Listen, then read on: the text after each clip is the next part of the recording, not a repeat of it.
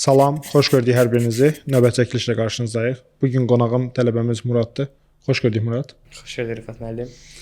Zəhmət olmasa bir qısaca təhsil tarixçən haqqında məlumat ver. Sonra söhbət davam edək. Mən Murad Alməmmədov. Orta təhsilimi 99 nömrəli orta məktəbdə almışam. Daha sonra müsabiqədən kənar ixtisaslarla Respublika Olimpiadasında tarix fənni üzrə qalib olduğum üçün Azərbaycan Respublikasının prezidenti yanında Dövlət Təhsil Akademiyasının Politologiya fakültəsinə qəbul oldum. 4 illik bakalavr təhsilinin ardından da University of Cambridge-ə Politics and International Studies ixtisası üzrə qəbul haqqı əldə etmişəm. Əla. Qısaca elə bil tarixdən medal alan çox qarşımıza çıxmır deyə mən əksərən gördüyüm şeylər daha çox dəqiq fənlərdə olurlar deyə biraz istərdim ki, o təcrübən haqqında danışasan ki, neçənci sinifdə oldu, hansı medal aldın, necə hazırlaşmışdın? Oradan davam edək. Mənim biraz qərar vermə prosesim təlatümlü oldu. Mən əvvəl kimya olimpiadasından getdim, 9-cu sinifdə respublika birincisi oldum. Daha sonra birdən-birə fikrimi dəyişdim, diplomatiya, siyasət və sair bu tip sahələrə yönəlmək istədim. Elə koronavirus dövrüdür, pandemiyada evdə oturdum, hazırlaşdım və sair və axır fikir verdim ki, yox, kimyanı, fizikanı nə qədər yaxşı bilsəm də özümü gələcəkdə bu texniki fənlər sahəsində bilmirəm, xarakterimə uyğun deyil bura. Yönəldim humanitar fənlərə. Azərbaycan dil və ədəbiyyatla münasibətim o qədər yaxşı deyildi açıqcası. Məsələn, onu oturub tarixi öyrəndiyim qədər və ya coğrafiyanı öyrəndiyim qədər dərindən öyrənmə həvəsi yox idi məndə. Mən də tarix və coğrafiya fokuslandım. Coğrafiyadan alınmadı 10-cu sinifdə, tarixdə də 11-ci sinifdə qatıldım. Elə bəxtimlə alındı. Belə Dövlət Təhsil Akademiyasına qəbul oldum. Əla. Bu politologiya bu il artıq məzun oldun. Bəli. 4 illik təhsil alırsan. Universitet ortalamanı neçə ilə bitirdin? 98.2. Universitet oxuduğun dövrdə hansı universitetdən kənar belə demək fəaliyyətlərlə məşğulmusan? Universitetin daxilində də ola bilər, xaricində də ola bilər. Hansısa məqalə, intern, bilmirəm, başqa fəaliyyətlər, yəni nələrlə məşğul olmusan? Aydındır. Əsasən mən belə el arasında nörd tələbə deyilən, çalışqan, indiki öyrənci tipində bir tələbə olmuşam. 1-ci, 2-ci kursda, amma 3-cü kursda artıq məqsədimi dəqiqləşdirdim ki, mən xaricdə təhsil almaq istəyirəmsə, bu GPA mənə tək kömək eləməyəcək. Bu masanın sadəcə bir ayağıdır. Düşündüm ki, nə edə bilərəm? Tələbə cəmiyyət təşkilatı, bir də GTF-də belə akademik beys çalışmaları dururdu məni. Özümü daha çox akademik beys çalışmaları uyğun gördüm. Sağ olsun, beynəlxalq hüquq müəllimimiz var idi bizim, Reyhan xanım Cəfərova. Onun köməyi ilə ilk məqaləmi yazdım. İstanbulda çap olundu. Sonra gördüm ki, o bu iş qəşəng gedir. Mən əslində research-ı sevirəm. Xarakter olaraq da research eləmə, yenilik yaratma, kreativ bir insan olduğumu fərqinə vardım. Daha sonra bu iş davam elədi. 3-cü kursda, 4-cü kursun yayında İndoneziyada mənim qısa bir 2 aylıq research experience-im oldu. Oradakı universitetdəki professorlarım əsasən mənə tövsiyə elədilər ki, bu research elədiyin sahə, araşdırma elədiyin sahə çox unikal bir sahədir. Bu sahəni burada yox, şərqdə yox. Hətta National University of Singapore mən əvvəl hədəfləmişdim. Daha çox Avropa universitetlərində və Amerikada sən davam etdirə bilərsən. Orada mövzun nə idi? Biraz mövzunun içinə girək. Əslində mənim mövzum çox belə qarışıq mövzudur. Bacardığım qədər sadə ifadə etməyə çalışacağam. Mənim mövzum siyasi sistemlərin uzunömürlülüyünün sirliyini tapmaq idi. Bu uzunömürlülüyün sirrini tapanda da insanın uzunömürlülüyün sirliyini tapmaqla müqayisədə idi. Özü də genetik səviyyədə. Yəni necə olur ki, genetik səviyyədə uzunömürlülük baş verir? Xırda detallara girmək istəmirəm, çünki çox qarmaşıq mövzudur və bunu biz eyni olaraq siyasi sistemlərə necə tətbiq edə bilərik? Hansı siyasi sistemlər tətbiq edib uğurlu olub, hansı genetik inkişafın neçənci mərhələsindədir və sair və axır.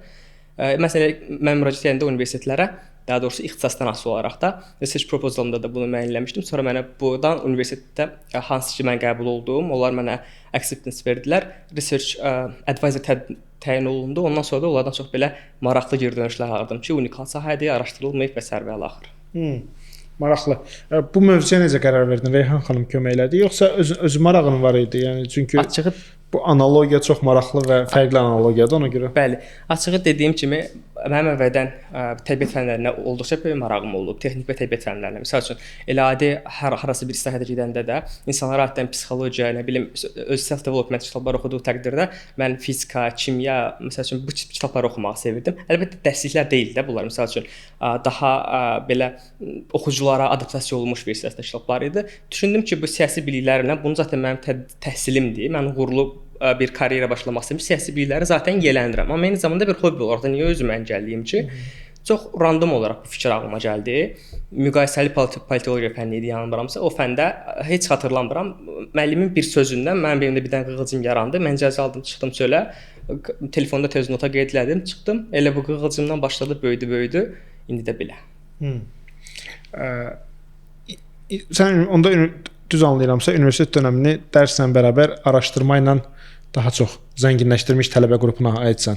Bəli. Researchla daha İndoneziyaya getmən necə oldu? Necə oldu ki, yol İndoneziyaya qədər apardı? O da əslində maraqlı idi.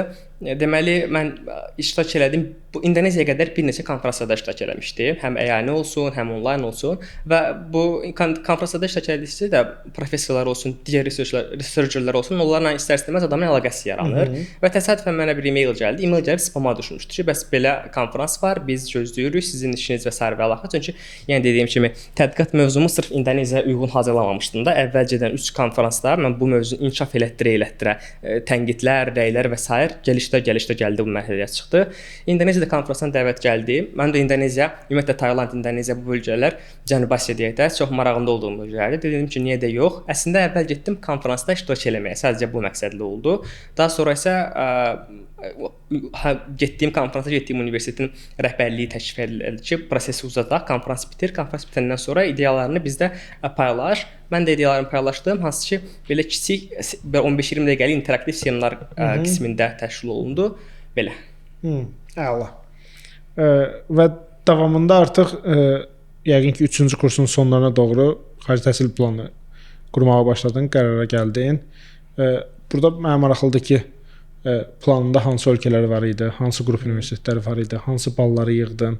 Biraz da istəyirdim ki, Bakıda danışasan. Açığı desəm, 3-cü kursun sonunda mən bu qərara gəlmədim. Hətta 7-ci, 8-ci sinifdə oxuyanda məşhur bir ensiklopediya var. Dünyanın ən məşhur 100 universiteti, mavi rəngli ensiklopediyadır. Orada baxıb götürüb, məsəl üçün Oxford, Cambridge bunlara baxıb bir növ özümdə simpatiya oluşturmuşdu. Hətta sevdiyim tarixi fiqurlar Margaret Thatcher və sair öyrəndim ki, baxmayaraq ki, UK baş naziri olub, amma kimya üzrə Oxforddan qəbul olub.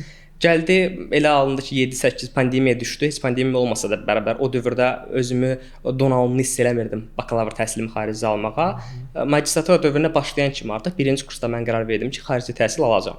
Bunun üçün də ilk öncə GPA qaldırmağa kökləndim. Elə ki, gəldik çatdıq, GPA qalxdı, research experience bir tərəfdən biraz könüllü təcrübələri 4-cü kursda, 3-cüdən 4-cü kursun arası bu mənim üçün ən çətin dönəm oldu. Niyə? Çünki mən həmişə qərar verməkdə çətinlik çəkən bir insanam. Ona görə də məsəl üçün bacardığım bütün opsionları yığmağa çalışıram ki, sonra onu da B variantını seçə bilim, A variantını seçə bilim. Yəni bir tərəfə qısılmayım və siyahı çıxartmalıydım. Təqribi bu da normal prosedur elədir ki, mən 8 ilə maksimum 15 arası universitet çıxarardım da, bəlkə $20, amma çox da belə qənaətbəxş deyil o qədər çox universitet çıxartmaq.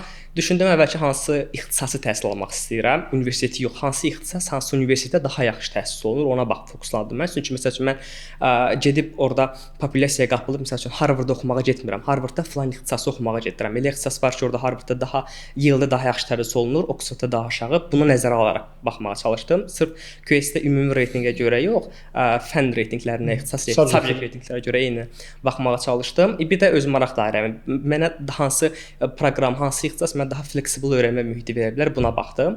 Siyahı çıxartdım. Təqribi bir 8 ilə 12 arasında universitet olardı həmin siyahıda. Hansı ki, məntiq olaraq bunlarda sizin xarici təhsil komandanızın köməyi ilə böldüyü 3 hissəyə, hansı ki, Dream University, mən bura əslində açığını desəm, mənim kvalifikasiyalarım Dream University-də düşməyə kifayət edirdi. Amma belə bir burada nüans var ki, Dream University-lər kvalifikasiyası uyğun olan hər tələbəni götürmür. Yəni qəbul şansı çox azdır burada. Ona görə Dream University-ni qoyduq qırağa, təqribən 4-5 Dream University, 2-3 Dream University seçdik. 50-50-də, yəni mən bu universitetlərə qəbul ola bilərəm də, olmaya da bilərəm. Bu tip universitetlər seçdik. Bir də ki, tamamilə safe universitetlər seçdik ki, məsəl üçün bu universitetlərin IELTS balı da, GRE də olsun, GPA də olsun, mənim sahib olduğum kvalifikasiyalardan daha nisbətən aşağı kvalifikasiya sahib tələbələr keçən il götürmüşdülər deyə bundan əvvəlki illərdə artıq mən bu universitetləri rahatlıqla saxladım. Burada istəyirəm ki, biz izləyənlərə məlumat verəsən ki, IELTS-a neçə bal topladın, GRE-də neçə bal topladın, nə qədər vaxtda topladın, necə topladın? Biraz da elə bil növbəti illərdə murad ola biləcək biz izləyən bakalavr tələbələrinə istəyirəm ki, bir neçə fikir olsun deyə hansı müddət çəkdi, hansı eforu qoydun, nə vaxt aldın, neçənci cəhdə aldın? Aydındır. Əslində mənim IELTS macəram çox belə qarışıq bir macəra olmuşdu. Çünki mən IELTS-ə 3 dəfə girmişdim, amma ikisində istədiyim balı əldə edə bilməmişdim. Hətta 4 dəfə IELTS imtahana daxil olmuşdum mən. Stajda IELTS Bəli. götürən. Artıq tanıyırdılar məni British Council-da. Barıçında və British Council-da. Elə oldu ki, mən 2-ci kursda özümü yoxlamaq üçün girdim imtahana. Nəticəm gəldi 6-5. Daha doğrusu mən artıq o vaxtda əmin olurdum ki, mən ingilis dilini çox qəşəng bilirəm. Burada turistlərlə ünsiyyət qurduğuma görə artıq məndən qəşəng ingilis dildən yoxdur. Hətta səviyyəm C1-in də üstündə idi. Belə bir stereotip var idi. Özüm öz yalanıma inanmışdım. Sonra girdiyim uğursuzluq oldu imtahandan. Düşündüm ki, yox belə olmaz. Siz əslində məsələ bundan ibarətdir ki, bu tək mən özüm qurduğum yalana da inanmırdım. Neqativ danışmaq istəmirəm, amma o zaman çalışdığım şirkət ingilis dili şirkətidir də. Elə bir mühit yaratmış ki, mən artıq ingilis dilini tam bildiyimə də inanırdım və belə olduğu təqdirdə yaşım da az, düşünürdüm ki, fisioda gedib imtahandan yüksək bal yığacam. Amma əslində elə olmadı. Bu mənim üçün böyük bir ayılma nöqtəsi oldu ki, həm belə öz məsləhət ala biləcəyim ciddi bir yer tapmalıyam, etab eləyə biləcəyim bir yer tapmalıyam.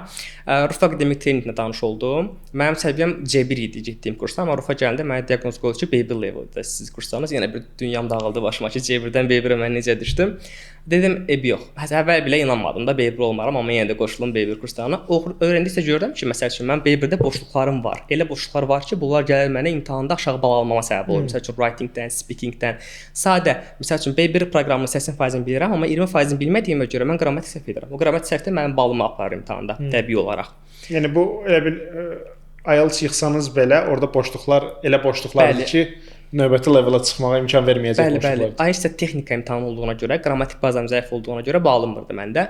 Rusda Tərəvət xanımla tanış oldum. Tərəvət Həsənli, çox təşəkkürlərimi bildirirəm Tərəvət xanıma buradan. Bəli, çox unikal və möhtəşəm bir dərs strategiyası var. Tələbəni boğmadan, sıxmadan, speaking yönümlü və qrammatika və digər lazımlı dilin öyrənməsi gərəkən materialları speakingə qataraq öyrədir deyə və avtomatik olaraq speakingi yaxşı inkişaf edən tələbəni də writing inkişaf edir deyə levelin sonunda avtomatik olaraq insan öz yazdığına, öz danışdığına şoka düşürdü bir növ.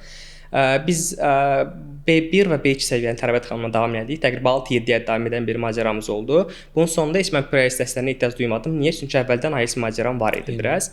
IELTS dərslərinə Səməbər xanımla qoşulduq. O da çox gözəl, çox maraqlı özünə məxsus texnikalarla həm qrammatika, həm qrammatik boşluqları C1 advanced səviyyədə öyrəndilər. Həm də ki listening, reading və digər 4 section-a aid olan lazımlı strukturları, tipslər və trikləri verərək çox maraqlı bir bizim macəramız oldu. Əslində mən macəra deyirdim, çünki həqiqətən öyrənmə prosesi bir macəradır. Eynən. Axırda da gəldim 7-5 yığdım. Hər sectiondan 7-nin üzərində idi yanımda. Bəli, yalnız 7-nin üzərində idi. Amma düşündüm ki, biraz perfeksionist yanaşdım. Bəlkə girim imtahana çıxdı. Bu məndə var da. Bəlkə 8-i də bildim. 8-i 0.5 puandan qaçırmışdım. Bu səfər də yenidən bilet aldım. İlk imtahandan 14-15 gün sonra. Girdim imtahana 8 aldım, amma writing gözlədiyimdən aşağı gəldi. 6-5 ilə gəldi və nəticədə mən yenə də universitetlərə müraciət edəndə 7-5 aldığım skorla müraciət elədim. Bu dediyim kimi 3-cü kursun ortasından başladı bu proses. 4-cü kursun oktyabrına qədər davam elədi.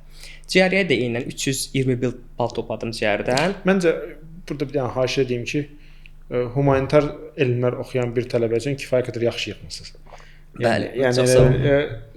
Science oxuyan uşaqlar biraz daha o backgroundda olurlar deyə, amma humanities oxuyan üçün məncə 321 çox qəşəng baldır. Biraz o təcrübənizi bölüşün. Bəli, hətta mən buraxılış imtahanında da, ümumiyyətlə qəbul imtahanında da, baxmayaraq ki, olimpiada ilə girdim, amma yenə də imtahanda iştirak etdim. 604 bal oldu mənim nəticəm ümumi, 20 + 5 84 ilə. Elə oldu ki, riyaziyyatdan aşağı yığdığım bal oldu. 60 bal yığmışdım, 59.5 bal yığmışdım. Yəni bildiyiniz mən riyaziyyatdan nifrət edirdim o ana qədər. Həqiqətən sevmirdim və riyaziyyat sevən insanlara qarşı da biraz beləsi antipatiyam var idi ki, riyaziyyatı bir insan necə sevə bilər əslində. Riyaziyyatda sevmirəm, sevənlər də sevmirəm. Bəli, eyni ilə bir mənalı olaraq.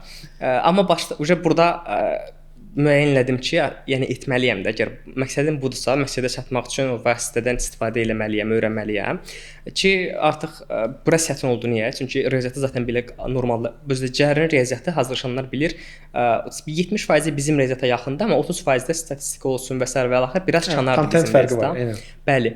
Hətta müəyyən qədər elə mövzular var ki, bizdən asan, elə mövzular var ki, qat-qat çətindir. Və özdə bu mövzularda ingilis dilini də öyrənməyə çalışmaq adam vəbşə yoruldu. Çünki o vaxtlarda ingilis dilim hələ tam oturub tutmamışdı. Bunu hiss edirdim.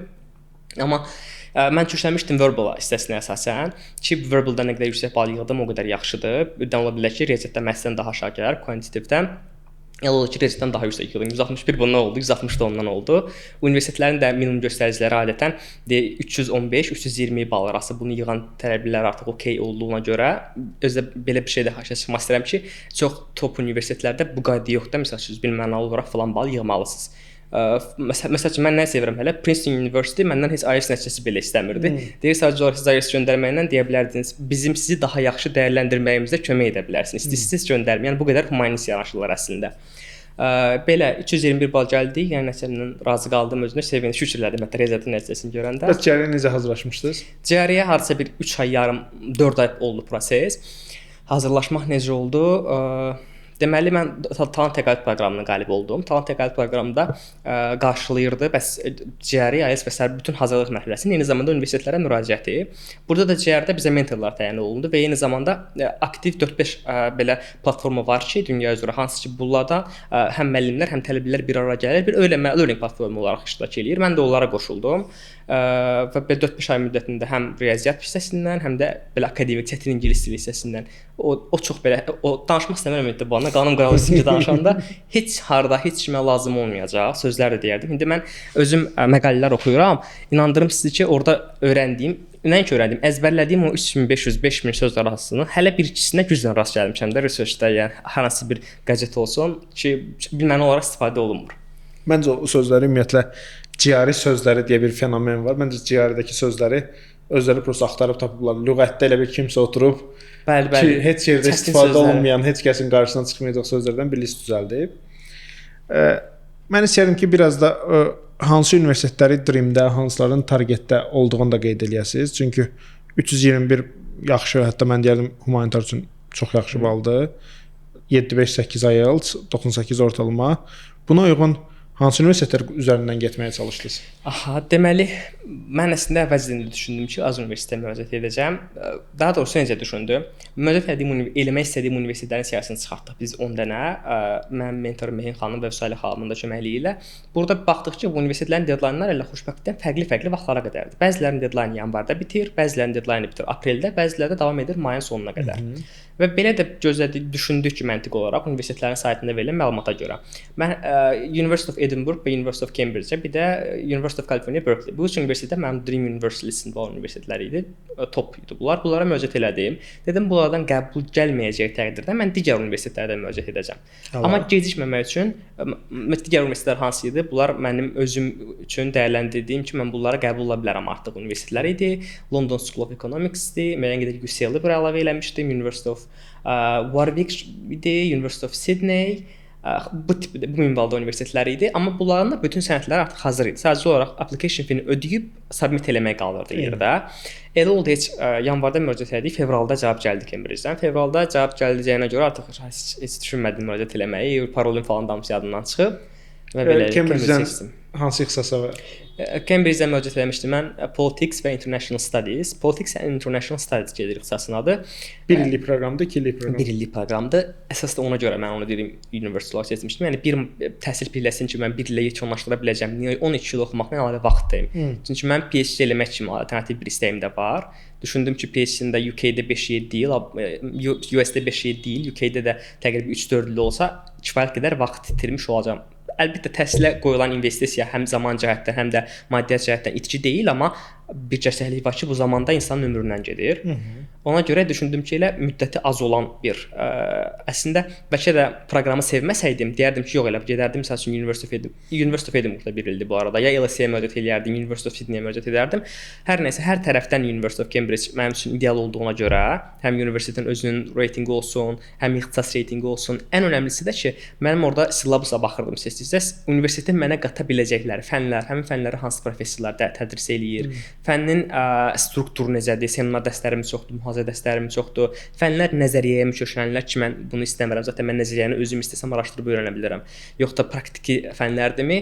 İndi bu Cambridge-ə gedəcəyim seçdiyim ixtisas harsa təqribi bir 65-70% bildiyiniz praktik fənlərdən tədris olunmuşdu və aktual fənlərdirlər. Biraz daha fikir olsun deyə təxmini yadına qalanlardan deyə bilərsən ki, bir neçə fən Bəli. Hansı qrup? Yəni əslində ixtisasın özünə məxsusluğu bundan ibarətdir ki, Politics and International Studies. Politics hissəsi ümumidir. Burada bəzi dərslər olacaq ki, məsəl üçün beynəlxalq münasibətlər nəzəriyyəsi olsun, müqayisəli siyasət olsun. Bunlar bu fənni götürən, qəbul olan bütün tələbələrə tədris olunacaq. Core hissədir. Bəli, mandatory kursdur bunlar. Bir də research metodologiyası var ki, bu da hər kəsə çünki biz dissertasiya yazacağıq nəticədə tədrisin sonunda. Amma selective fənnə gələndə o artıq ixtisasın adının ikinci hissəsinə keçirik. Politics and International Studies. Baxır biz hansı area üzrə belə ixtisaslaşmaq istəyirik, fokuslanmaq istəyirik. Chinese Studies fokuslanmaq istəyənlər məsəl üçün qrupda China üzrə fənlər götürəcəklər. Mən region üzrə qlobal cənuba fokuslanmaq istədim. Çünki Azərbaycan da müəyyən qədər qlobal cənub tərkib hissəsidir, çox yaxındır. Və Azərbaycan qlobal cənubla əlaqələri də çoxdur. Həm də qlobal cənub və qlobal şimal ayrımı bir növ siyasi elmdə də yeni ortaya çıxdığı üçün tədqiqatlar bu sahədə az olduğu üçün mən də təkrarlanmış tədqiqat eləməkdənsə bir növ bacardığım qədər innovativ olmağı seçdim və özdə tək bu sahədə saxlamadım. Research proposal-da bizdən bəri başdan istədildi və belə bir məsələ var ki, biz research proposal-ı yalnız Cambridge istəyirsə, Edinburgh istəyirdi. Edinburgh istəmirdi, xeyr. Ancaq Cambridge. Bəli. Cambridge-də bu proqram istəyirdi. Məsəl üçün başqa beynəlxalq münasibətlər proqramı var idi ki, bildiyiniz sadə beynəlxalq münasibətlər proqramı 12 aylıq proqramdır. O istəmirdi məsəl üçün bunu. Və biz research proposal-ı core ideyasını dəyişə bilməyəcəydik. Sadəcə bəzi düzəlişlər edəcəydik. Bəli. Yəni mən nəyi seçmişəmsə özə getməli idim. Mən də düşündüm, həqiqətən özümü COP29-da da iştirak edəndən sonra enerji transformasiyası və yaşıllıq siyasət sahəsində gördüyümü bildim. Research proposal yazdım ki, bəs mən gələndə burada tədqiq etmək istədiyim sahə olacaq qlobal cənubda iqlim diplomatiyası və yaşıl enerjiyə keçid. Azərbaycanda çox sağ olun. Düşündüm həm aktualdır, həm ölkəmizdə hal-hazırda bununla bağlı çox önəmli addımlar atılır və atılmağa davam edəcək. Elə Qarabağ regionu. Bəli. Və nəinki bu günün, hətta ki mən deyərdim 2050-ci ilə qədər, ən aşağısı 2050-ci ilə qədər gələcəyin peşəsidir. Bu mənə həm sevdiyim sahəni öyrənməyə kömək eləyəcək. Yəni gedib öz sevdiyim sahəni mütəxəssis olacağam. Həm də ki, əlbəttə ki, hər şeyin bir məqsədi var da. Nə üçün oxuyuruq? Məqsəd kapitalist dünyada yaşayırıq. Qutarandan sonra iş imkanlarımızı daha da artırmaq üçün, maksimalizasiya etmək üçün çalışırıq. Düşündüm ki, bu sahədə təhsil alsam mən daha çox belə deyim, gəlirimi qazana bilərəm. Həm qlobal cənub çox geniş zon olduğuna görə, bura Çindən tutmuş, Afrikanın özü də daxil olduğuna görə, məsəl üçün axtarım mən bitəndən sonra konsaltinq kimi, SCG konsaltinq kimi McKinsey-yə getsəm deyə bilərəm ki, mən rahatlıqla Qulf ölkələri üzrə ixtisaslaşmışam, çünki qlobal cənubun daxil hissəsinə daxildir. Mənə də elə gəlir. Mən burada istəyirdim ki, Murad çox maraqlı gedir. Mən istəyirəm ki, biraz research proposal nədir? Çünki o elə bir var motivasiya məktubları bu tamam, amma bir də research proposal var ki, mənə elə gəlir ki, çox spesifik universitetdə, çox spesifik ixtisaslarda istəyirlər bunu. Biraz onu açıqlayasan ki, ümumiyyətlə nədir? Nə gözləyir orada universitet səndən? Nələrə toxunmağa çalışdın ki, belə demək mümkünsə ilk 2-3 cəhddən ikisində biz belə deyək də müsbət cavab aldın və cavab aldığın universitet dünyanın ən qədim və mənə görə məsələn Oxford yoxsa Cambridge, burada indi Tərlan var mənim Oxfordda PhD eləmiş dostum. O Oxfordda yaşayır. Mən Cambridge-i daha çox bəyəndim. Şəhər olaraq elə bir Oxfordda dalaşıb çıxan ayrılan komanda gedib Cambridge-i qurubdu. Ona görə Cambridge mənə daha belə təbiətə etibarilə daha gözəl, daha çəkimli. Cambridge sənə qəbul verdi. O proposalı nə yazmışdın ki, onlara belə maraqlı gəldi? Aha. Deməli research proposalda ümumi olaraq bizdə əgər research proposal yazırsa bizdən nə istəyir? Qəbul olduğun təqdirdə dərsləri də tədris alandan sonra sən hansı sahəni tədqiq edəcəksən və dissertasiya mövzusu nədən ibarət olacaq? Bu elmin bu sahəsindən nə töhfə verəcəksən sən və bu zamanda artıq bizdən kifayət qədər donanımlı olmağımızı istəyirlər. Yəni 1 illik, əlbəttə ki 2 illik ixtisas olan universitetlərin əksəriyyəti research proposal istəmir. Niyə? Çünki kifayət qədər düşünməyə və supervisorların köməyi ilə biz research proposal gəlişdirməyə bizim vaxtımız olacaq. Amma 1 illik sıxlaşdırılmış proqramlar research proposalı bəri başdan istəyirlər ki, biz əmin olaq ki, sən artıq yarı hazır gəldi də. Bəli, eyni ilə qərar verilmiş tələbəsən. Çünki research proposalda biz bir mənalı olaraq research proposal yazan tələbə açıqlayır ki, mən bu sahəni araşdırmaq istəyirəm. Bu sahənin aktual problemləri hansılardır? Həmin problemlərə mən necə həll verməyi düşünürəm? Mənim tədqiqat metodologiyam hansılar olacaq? Bir də eyni zamanda hansı aktual ədəbiyyat siyahısı var burada, nədən istifadə eləmişəm? Universitet də bunu istəyir ki, mən 1 illik proqrama qəbul etdiyim tələbə ixtisaslaşmaq istədiyi sahə üzrə artıq müəyyən qədər ədəbiyyat siyahısından da xəbəri olsun, bu sahədə olan aktiv tədqiqatlardan məqalələri bilmiş olaraq gəlsin. Eyni zamanda research qabiliyyəti də olsun, bacarığı da olsun, metodologiyadan da məlumat olsun ki, mən 1 il ərzində bir tərəfdən bu tələbəyə həm research öyrədim, həm metodologiya öyrədim, həm ədəbiyyatla tanış edim, bu tipli çətin problemlər olmasın. Və əlbəttə ki, research proposal yazıb hazır nə qədər unikal olsa o qədər yaxşıdır və mən belə təvəccühlardan kənar olsa düşünürəm ki, mənim tədqiqat aparmaq istədiyim sahə həqiqətən unikal bir sahədir, araşdırılmamış sahədir. Çünki mənim supervisorum da mənə qəbul gələndən sonra geri dönüşündə e-mailində bunu bildirdi. Elə məsələ də bundan ibarətdir ki, artıq research proposal submit elədik, unikaldırsa heç bir və bəzən məsəl üçün qrammatik səhv olsun, AI istifadəsi yoxdursa, birmənalı olaraq bunun qəbul olunmama şansı yoxdur. Niyə? Çünki bu mənim araşdırmaq istədiyim sahədir də. Bu mənim fərdi sahəmdir.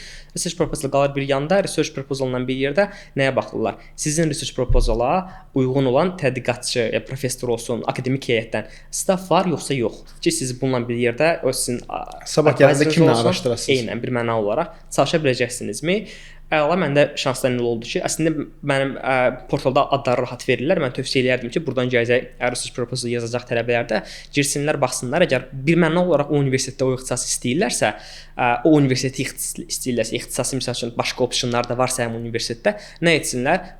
Professorlara baxsınlar, hansı ki, həm professorlar açıqdılar yeni tələbə götürməyə, həmin professorların tədqiqat sahələri ilə tanış olsunlar. Biraz aşağı scroll edəndə görsənəcək orada məqalələri hansı olub, kitabları hansı mövzuda olub. Öz tədqiqat işlərini müraciət etmək istədikləri, supervizor olaraq özlərinə götürmək biraz qəribə çıxdı. Seçmək istədikləri, bəli, supervizorun tədqiqat işini adaptasiya etsələr müəyyən qədəri ilə və research proposalın içində də qeyd etsələr ki, buna görə məsələn mən Rəşad Kaplan seçmişdim. Orada başqa bir mütəxəssisi, amma ilk seçdiyim opsiona da mənə supervizor olaraq təyin olundu. Və bunu etsələr, əsaslandırsalar və mənalı olaraq artıq. Məsəl üçün mən tələbəyəm, siz supervisorsunuz, görürsünüz ki, mən həqiqətən sizin işi bilirəm və sizlə çalışmaq istəyirəm. Və sizlə də bağlı məlumat deyəndə. Məlumat da var. Bu artıq istər-istəməz birinci insana xoş gəlir. İkincisi də ki, yox demək üçün bir səbəb yana gəlmir. Əgər boş bir spot da varsa mənim üçün. Belə. Eynən. Əla. Mən burada istəyərdim birazdan Murad böyük ehtimal ki, indi master sonrası PhD belə anlayıram ki, düşünürsən ssenarinin bir tərəfində. PhD-də daha hansı tərəfə yönəlmək, daha elə qlobal cənubla mı davam etmək istəyirsən, bu dediyin iqlimlənmi, yoxsa orada gedişata görə baxasan, yoxsa sənayeyə mi keçmək istəyirsən? Hal olaraq indi də hansı meyildəsən? Əslində mən bizim podkastın biraz əvvəlində də bildirdiyim kimi mən həmişə sevirəm ki, müxtəlif özüm üçün ehtimalları yaradım onlar hazır olsun və mən dilemma qarşısında qalmayım. A, B, C, D variantları çox olsun. Buna görə mən düşünürəm ki, həm sənayedə atıla bilərəm, əməli fəaliyyətlə məşğul ola bilərəm və hal-hazırda özümü bu sahə üzrə gəlişdirirəm. Məsələn, soft skilllər olsun, hard skilllər olsun öyrənirəm. Qəşəng. Eyni zamanda PhD də edə bilərəm. Çünki xarakter olaraq PhD research-la məşğul olmağı sevirəm və özümü bu sahədə də eyni hər iki sahədə görürəm, belə deyək. PhD etsəm birmənalı olaraq öz ixtisasım sahəsində qalacağam. Bəlkə də müəyyən haşiyə kənara çıxaram, amma bunu birmənalı olaraq magistr təhsilindən sonra bilə biləcəm. Ən azından ortasında qərar verə biləcəm. Çünki gedim akademik mühiti görüm. Bəlkə perspektivim tamamilə dəyişdi, bəlkə dəyişmədi, yerində qaldı. Açıqcası bu suala bərabər cavab verə bilmirəm. Amma onu deyim ki, eyni sahədə davam etmək istəyirəm. Əgər sənaye atlası olsam da, mən düşünürəm ki, korporativ və özəl mühitdə özümü daha çox görürəm. Burada çünki həm iş imkanları daha genişdir, həm biraz flexibility deyilən bir kavram var da, bu daha uyğundur. Rahatlıq, əsnəklik deyək də. Bəli, eynən. Ona görə özümü hal-hazırda özümə məsəl üçün məqsəd olaraq seçmişəm. Consulting sektorunda görürəm, Big Four olsun, McKinsey, BCG, Bain bu sahədə çalışacağımı düşünürəm. görürsən? Bəli. Okay. Bəs sən necə düşünürsən ki, sən bakalavr və indi inşallah növbəti ildə olacaq magistr təhsilin sənə necə fürsət verəcək ki, bu özəl sektorda belə deyək də qeyri-akademik sahədə davam edəsən. Yəni özəl sektorun biraz daha praktiki tərəfində olasan. Bəli. Açıqcası bunu deyim ki, məşğul olmaq istədiyim sahə, yəni consulting elə bir sahədir ki, bura sıfır təcrübəsi olan insanlar belə rahatlıqla işə düzələ bilirlər.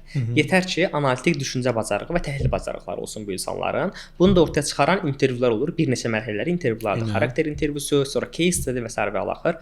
Mən indi bir də bizdə faktiki olaraq bəzi hard skilllər istəyirlər. Məsəl üçün advanced Excel istəyirlər, Tableau, R olsun, SQL, data analitikası.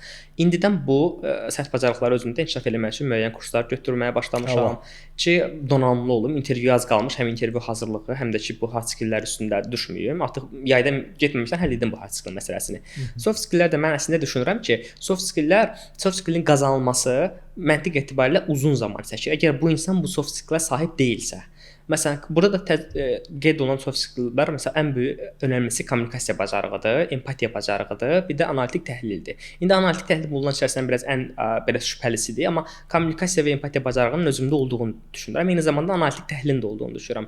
Bəlkə də səhv düşünürəm. Bunu düşünmək üçün də belə bir dilə, bunu araşdırmaq üçün də case study-lər var ki, məşhur konsultantlar daha doğrusu case study-lər 500-ə yaxın bir case study-də məsələn filan kompaniyada filan problem olsa həmin problemi necə həll edə bilərsiniz? Və bu da tamamilə hipotetik bir məsələdir. Məsələn, mən elə çalışdığım bir case-dən isə deyim, otağın parametrləri verib və beyzbol, golf topun parametrləri verib. Deyir, bu golf topundan neçə dənəsi bu otağı tam doldurmağa kifayət edər. Əlbəttə ki, burada heç kim məndən dəqiq rəqəm istəmir. Rəqəmlər hamısı belə təqribli rəqəmlərdir və dəqiq bir şey sadəcə framework istəyirlər məndən. Problemi necə həll edə bilərəm? Əvvəl necə yanaşaram? Yanaşmanı istəyirlər. Yanaşma doğru olsa, artıq biz deyək ki, növbəti mərhələdə zaten elə bir işdir ki, ora qoşulanda tək fərdi məşğuliyyət deyil də, komanda şəklində çalışacaq deyə yeni işə başlayan işçi, mütəxəssis artıq onu öyrənəcək. Yetər ki, analitik düşüncə bacarığı və kommunikasiya bacarığı yerində olsun istəyirlər. Yəni müəyyən qədər mən deyərdim ki, avantajlıdır bu fresh graduate-lər üçün, yeni təhsil atlamaq üçün, yeni iş mühitinə başlayan fresh graduate-lər üçün. Düzdür, müəyyən qədər MBA və iqtisadi background istəyirlər, üstünlük verirlər. Amma bir məna olaraq o demək deyil ki, MBA və iqtisadi backgrounddan gəlmirsinizsə, o konsaltinq olaraq fəaliyyət göstərə bilməzsiniz konsultant olaraq. Xüsusilə mənə elə gəlir ki, sənin indi magistrda planladığın research konsaltinq şirkətlərinə, green consulting, green economy, green iqlim, yəni yaşıl iqlim dəyişiklikləri, yaşıl iqtisadiyyat onlara çox maraqlı gündəmlərdir. Bəli. Yəni ona görə elə bil düşünürəm ki, orada fürsətin ola bilər. İndi şansları dəyərləndirib artıq həm ölkəmizdə, həm fərqli yerlərdə bu ehtimalları yoxlamaq olar. Murad, mən istəyirdim ki, tutaq ki, kimsə oxşar ixtisasdan birinci kursda, ikinci kursda, üçüncü kursda oxuyursa, o hansı məsələlərə fikir verməsi lazımdır ki, məsələn, bir neçə belə biz ona not kimi deyim, məsləhət kimi deyim, fikir kimi deyim, nələrə fikir versinlər, nələrin üstə düşsünlər, nələri boşlasalar da onlar çox əhəmiyyətli deyil ki, günün sonunda gəlib, nə bilim, top 10-dan, top 50-dən sən elədiyin kimi çox maraqlı yerlərdən təkliflər ala bilsinlər. Aydındır. Mən əslində iki nüansı şiddətlə tövsiyə edərdim məni izləyəcək daha doğrusu birinci, ikinci kurs tələbələrinə. Birinci nüans bir məna olaraq odur ki, bir əldə iki qarpız tutmağı bacarsınlar, biraz kobud səslənsə də bu ifadə il dilində desək də. Bir məna olaraq bir məqsədə fokuslanmaqla uğur qazanmaq ümumiyyətlə indi yaşadığımız qlobal dövrdə və o qədər dinamikdir ki, artıq ətraf mühit bir məna olaraq mümkün deyil. Bu müxtəlif insanlara görə müxtəlif mənalar verə bilər, amma mənim mövzumda nədir? Universitetlə bərabər eyni zamanda sosial fəaliyyətlə davam etdirə bilsinlər. Bura hətta bir research bacarığı da artırmağı bacarsınlar, zamanlarını doğru bölsünlər. Amma bunların hər bir şeyin üstündə deyəcəyim yeganə iki məsələ bundan ibarətdir ki, ingilis dili. Birinci kursa hətta başlamamışdan, buraxılış qəbul imtahanını qurtardıqca başda ingilis dili öyrənməyə. Çünki hal-hazırda ingilis dili öyrənmədən bir mənalı olaraq qlobal miqyasa açılmaq gör mümkün deyil. Və ingilis dilini nə qədər çox tez başlasalar öyrənməyə, o qədər daha yaxşı olacaq. Burada da tövsiyə edərdim ki, mən hər şeysə özlərinə qarşı dürüst olsunlar. Məsəl üçün deməsinlər ki, mən bilirəm demək insanı ən həyatda geriyə atan bir nüansdır. Həmişə özümdə də tətbiq etdiyim məsələ odur ki, bilmirəm, yarımçıq qalıb davam eləyim. Bilmirəm, yarımçıq qalıb davam eləyib. Bu adamı biraz psixoloji cəhətdən yorurmu? Bəli, yorur. Amma günün sonunda nəticə mənim rəqiblərə nisbətən 5 dəfə, 10 dəfə öndə olurmu? Bəli, açıqcası öndə də olur. Birinci tövsiyəm budur, ən önəmli tövsiyəm dil məsələsi. İkinci tövsiyəm də özlərinə güvənsinlər və özlərini qoyduqları məqsədə layiq olduqlarına əmin olsunlar. Ətrafında gördüyüm bəzi insanlar var ki, çox inanılmaz möhtəşəm dərəcədə potensiala sahibdirlər. Potensialla bərabər bu insanların göstəriciləri də, həm dil qabiliyyətləri, həm digər imtahanlar, universitetlər inanılmaz yerində və mən bir cür qibtə edirəm bu insanlara. Sadəcə olaraq özlərinə inanmaları yoxdur. Məsələn, əşi mən edə bilmərəm. Bu əşi ilə başlayan cümlələr insan sözünün əsl mənasında bədbəxt edəcək tipli cümlələrdir.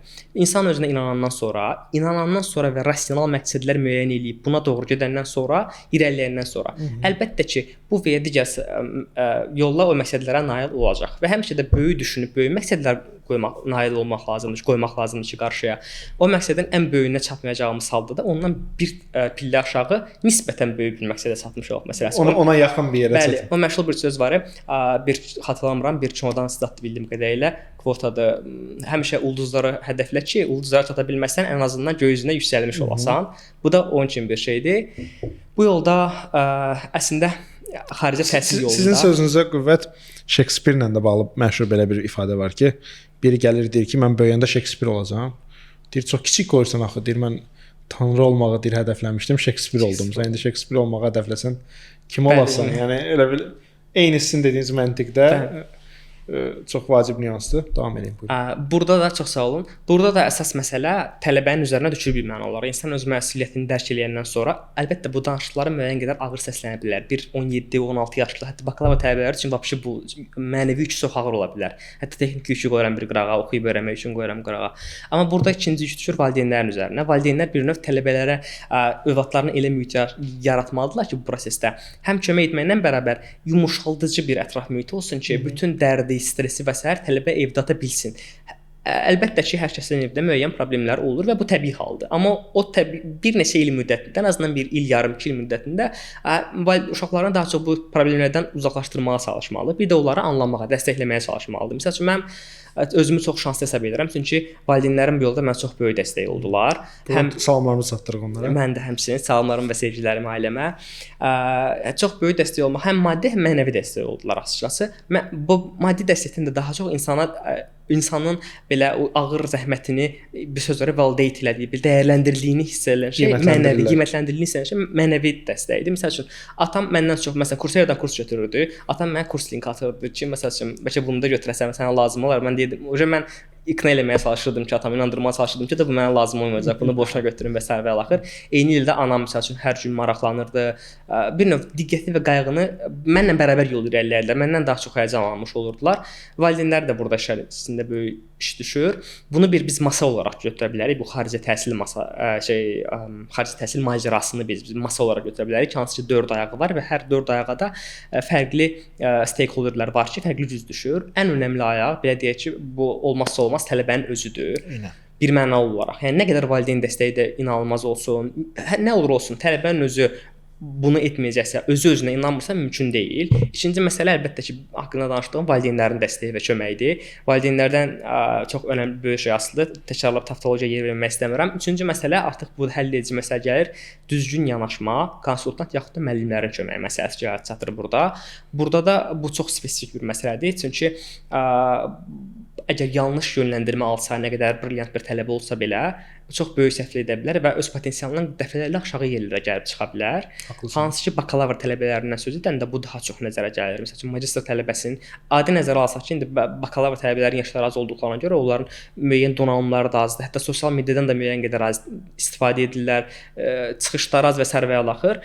Ona görə güclü konsultant ilk öncə və müəllimlərin dəstəyi önəmli olmalıdır.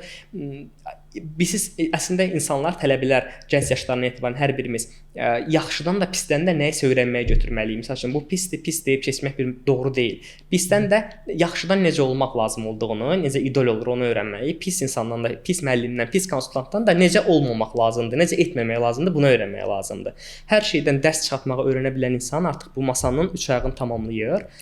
Gələ çatdıq 4-cü ayağa. 4-cü ayaqda mən düşünürəm ki, bir mənalı olaraq insanın ətraf mühitidir, bu dostları və çevrəsidir. Bu mühitdə özünə elə yoldaşları seçməlisən ki, onlar səni müəyyən qədər anlaya bilsin. Səninlə eyni yolun yolçusu olmasalar belə sənin fikirlərinə, məqsədlərinə və dəyərlərinə hörmət eləsinlər və səni müəyyən qədər öz dəyərləri arasında assimilyasiya eləməyə çalışmasınlar. Bir insan ki, bu dediyim 3 ayağı da uğurla qura bilir, 4-cüsü də özü olduğu müddətcə o bu və ya digər yollarla uğurlu olur. Nəinki xarici təhsil bütün məqsədlərinə uğuruna çatır düşünürəm ki. Təşəkkür edirəm Murad. Məncə kifayət qədər ətraflı bir podkast çəkdik. Sənə növbəti təhsil dərəcəndə bu gedən yolda bol uğurlar arzulayıram. İndi oradan sənayəyə keçərsən, yoxsa akademiyanı davam edərsən. Bol uğurlar arzulayıram. Ümid edirəm ki, uğurlarına eşidib sevinərik və növbəti dəfələrdə artıq bu danışdıqlarımızı necə reallaşdırmışıq, onun söhbətini eləyərik. Çox sağ olun. İnşallah. Çox sağ olun Rüfət müəllim. Mən də sizə təşəkkür edirəm. Həm sizə, həm də Rufa ailəsinə təşəkkür edirəm. Və buradan məni izləyəcək olan tələbələrə də bir söz fikrimi demək istəyirəm ki, bir mənalı olaraq özünüzə güvənin, rasional məqsədlər qoyun və onların arxasınca gedin. Əgər özünüzə güvənirsinizsə, məqsədləriniz də əldə oluna bilən məqsədlərdirsə, mütləq uğurlu olacaqsınız. Çox sağ olun. Təşəkkürlər.